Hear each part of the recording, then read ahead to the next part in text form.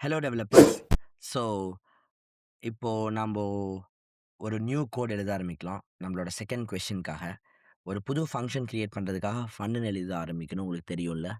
So, நான் சும்மா fun your நேம்னு போட்டுர்றேன். Function name நம்ம என்ன வேணாலும் வைக்கலாம் இல்லையா? இந்த யோர் நேம தான் இப்ப நம்ம வந்து மெயின் ஆக்டிவிட்டில கால் பண்ணணும். ஸோ, இப்ப உங்களுக்கு தெரியும் கோட் வந்து மெயின் ஆக்டிவிட்டில ஆன் கிரியேட்க்குள்ள தான் வரும்ன்ட்டு. ஸோ, ஃபர்ஸ்ட் ஆன் கிரியேட்க்குள்ள வந்தோனயே இப்ப யோர் நேம் கால் ஆகும். யோர் நேம்க்குள்ள நம்ம ஒரு காலம் வச்சு அந்த காலம்க்கு ஆஸ் யூசுவல் ஒரு மாடிஃபையர் செட் பண்ணிடுறோம். ஸோ உங்களுக்கு தெரியும்ல ஒரு மாடிஃபையர் செட் பண்ணதுக்கப்புறம் நம்ம ஆஸ் யூசுவல் என்ன பண்ணுவோன்ட்டு. இதுக்கப்புறம் உள்ள போயிட்டு நம்ம ஒரு டெக்ஸ்ட்ட வச்சுட்டு உங்க நேம டைப் பண்ணா போதும். பிகாஸ் இந்த ப்ராஜெக்ட் வந்து வெரி சிம்பிள். உங்களோட பேரு வந்து ஆப்ல டிஸ்ப்ளே ஆகணும்.